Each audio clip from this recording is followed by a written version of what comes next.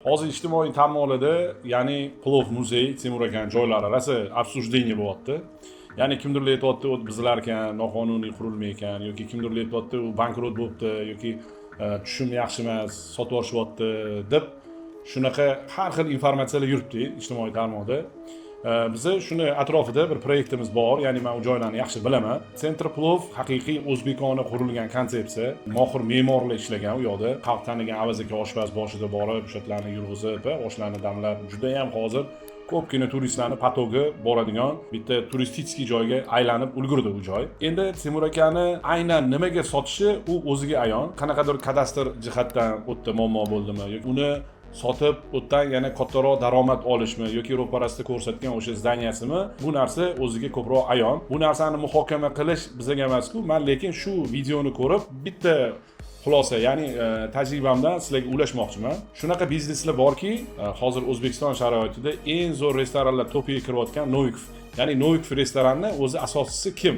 Arkadiy Novikov. U 2008-yili Rossiyada, butun dunyoda katta krizis bo'lgan paytda Arkadiy Novikov o'zi tug'dirib, o'zi katta qilgan brendi, ya'ni restoran sohasidagi Yolki-Palki, Malinkaya Yaponiya degan restoranlar bo'ladi. O'sha restoranlarni 2008-yilda 70 million dollarga sotadi. Ya'ni sotadi-da, Angliyaga ko'chib o'tib ketadi. Angliyaga ko'chib o'tib ketishining asosiy sabablari uni farzandlari o'sha yerda o'qiydi va ya'ni xalqaro miqyosida xalqaro bozorga chiqishga jur'at qiladi va u yerda Londonni eng zo'r prestijniy rayoni Mayfair ko'chasida 1800 kvadratli joy oladi va u yerda ikkita restoran qiladi. Ya'ni nomini ilk bor Novikov deb nomlaydi. U yerda bittasi Moreprodukt bo'lsa, bittasi Asiatskiy restoran.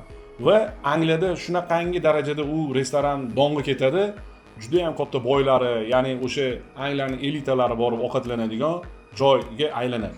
Va bu sekin-sekin Novikovni yangi urovingga chiqqanligida, ya'ni xalqaro bozorga qadam bosganligida va ketdi u yog'i Turkiyada, misol uchun, Dubayda, o'sha Rossiyaning ko'pgina shaharlarida Novikov restoranlari ochilishni boshlaydi. Va 2021-yilga kelganda Rossiyada Artes degan restoran ochadi. Ya'ni Artyom degan povri bilan birga bu ishonasizlarmi? Michelin oladi, 2 yulduzli. Michelinni bilasizlar, bu unvonni olish uncha restoranga emas-da.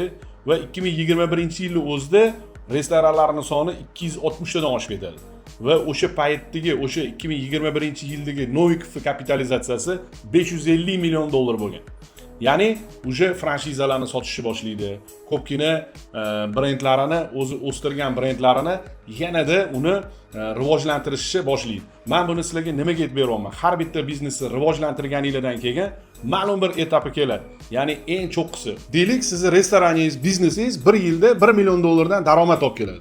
Va 5 million dollar bo'lish uchun siz 5 yil kutishingiz kerak. 5 yil kutmaysizda, undan ko'ra o'sha tayyor proyektni, biznesni sotasiz 5 million dollarga va oldindan shu pulni yechib olasiz. Yechib olasizda, keyin yana o'zingiz yoqtirgan sohangizga yana know-how qilib, yana yangilik qilaman desangiz yoki qanaqadir yangi konsepsiya qilaman desangiz, o'sha 5 million dollarni yo'naltirasiz. Ya'ni 5 yil sizga kutish shart emas. Va u biznesni olgan odam ham endi o'sha urovingga chiqqan bo'lishi mumkin. U ham foyda qiladi. U ham tayyor brendni oladi, insonlar ko'rgan, tanigan, ana o'shandan rivojlanadi. Endi hozir mana Temur akani bu xodlari aqlli xod bo'lishi mumkin. Balkim bo'lmasam boshqa boshida aytib o'tirilgan sabablardan bo'lishi mumkin. Bu narsani bilmaymiz. Lekin masalan Latipov ovatda intervyu o'tda hayron bo'lyapti-da. Voy, Temur aka nega sotib olsiz? Shunday konsepsiya zo'r deyapti-da. Ajablanyapti. Yo'q, bu normal holat. Chunki butun dunyoda shunaqangi startaplar bor, shunaqangi bizneslar borki, ya'ni uni o'stirib har doim sotishadi.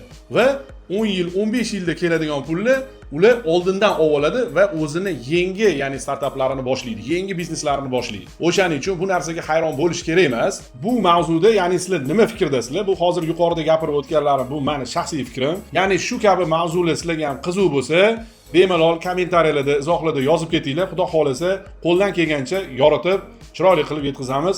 Sog' bo'linglar.